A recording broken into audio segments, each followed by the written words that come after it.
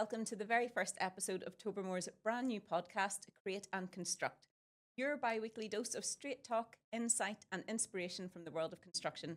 I'm your host, Michelle McNeil, and I'm so glad you're here at the very start of this journey with us. This podcast is for anyone who wants clear, practical answers to the questions that come up every day on real construction projects. If you work in our industry, designing, specifying or building on site, this is your space. Each episode will break down complex topics, share real experience from people who know their stuff, and give you takeaways you can actually use. It's technical when it needs to be, practical always, and never overly serious. And for our very first episode, we're starting with something that comes up time and time again, retaining walls. I'm joined today by Alex Walther, Head of Retaining Walls at Tobermore, someone who brings huge energy and passion to everything he does. Alex is incredibly detail-driven and always focused on helping customers save time and money on site. If retaining walls have ever felt complicated, Alex is exactly the person you want explaining them.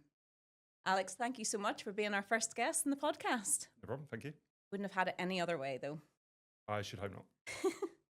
So, tell me, you are known for being incredibly passionate about retaining walls. How did you end up specialising in this area and what keeps you interested in it? Well, it started with Tobermore, of course. Beforehand, I was more of a brick and block person. I was in the house building team originally and just naturally, I think, gravitated to larger customers. And at the time, I just happened to get more traction with retaining walls. I think one thing just led to another. And I went from being a regional house building manager into a key account role. And then it just kind of took on another level in terms of retaining walls. And I think that it was just something that I was able to own and kind of make my own at the time. It was certainly very different to what people knew Tobermore for in terms of paving. And it was a very different sales cycle. It was much more solution focused, providing support, value engineering, and coming at things a little bit more technically kind of just suited me. And as things evolved, just got more technical, more support, and it just became my life. Are super knowledgeable about retaining walls. I have to say, I've seen you talking to customers, ones that are on site, ones that are in the office, and you tailor your message each time to what they need. And I love listening to it, to be honest. It's great. So let's go back to the start. For anyone who is listening at the minute who hasn't worked much with sloping sites, can you explain in simple terms, what a retaining wall is and why we're seeing more of them being used? Sure. I mean, in basic terminology, a retaining wall is something that takes a sloping site and enables you to create flat plateaus that you can then construct on. So the reason why there is seemingly so many more of them is that as we have continued to build in the United Kingdom for so many years, flat land is just becoming more and more sparse.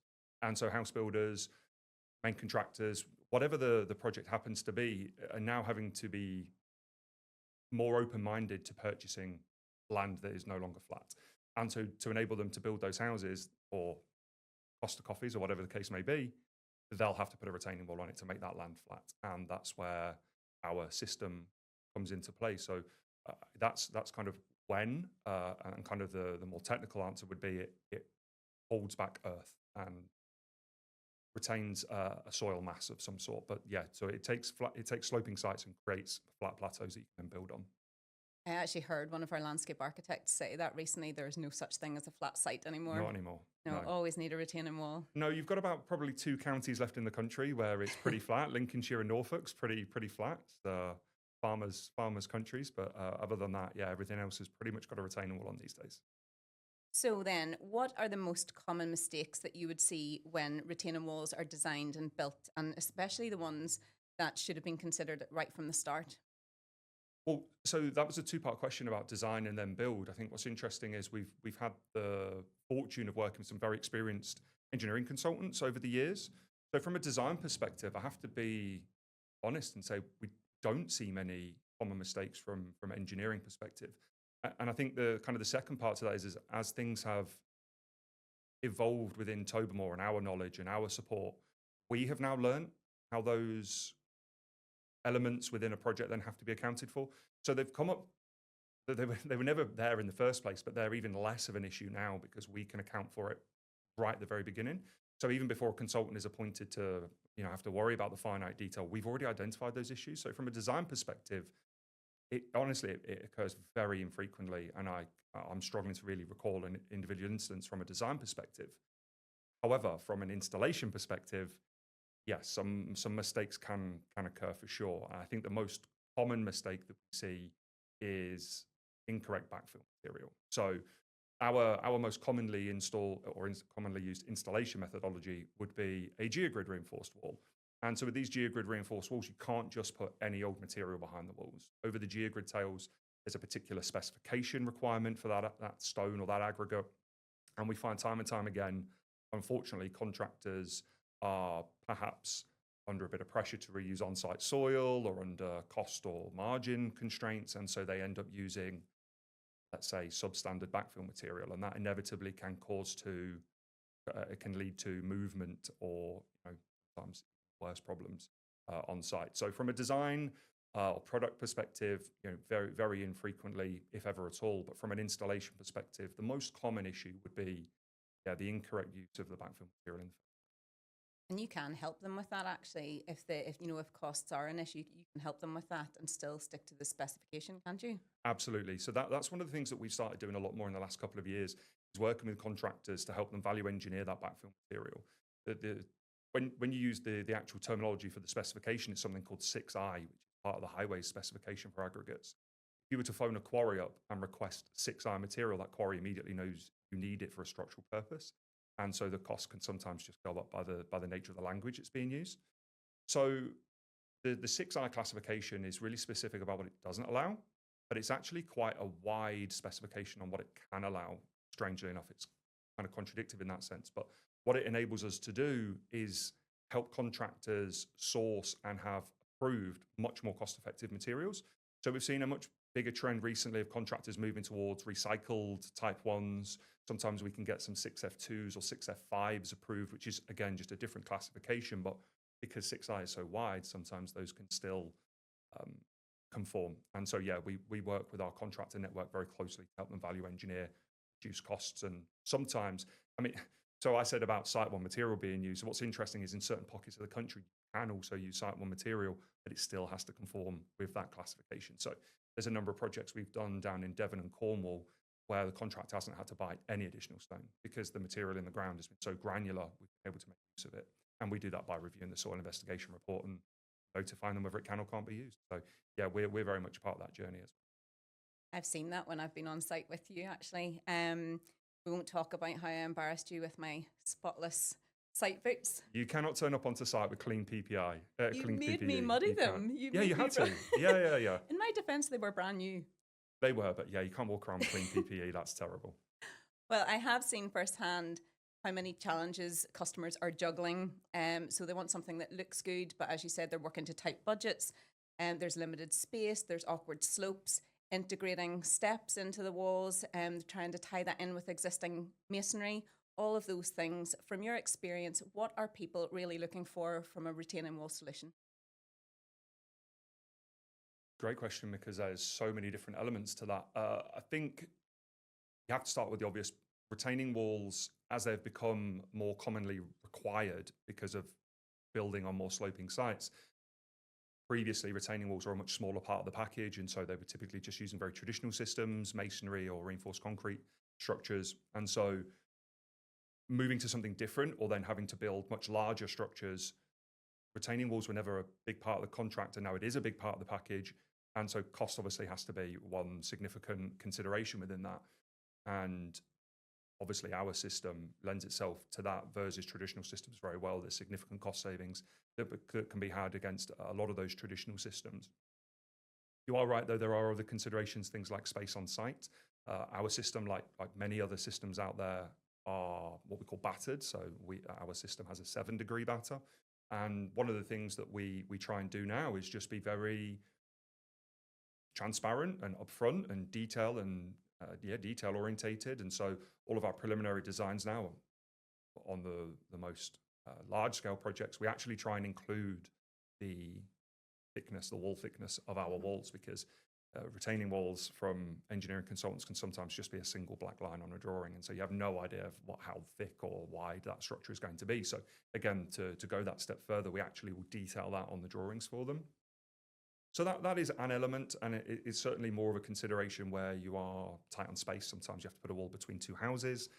Developers obviously try and get as many houses on a site as possible, so they don't leave you lots of room to play with. So that's certainly another tool we have to be able to help identify that.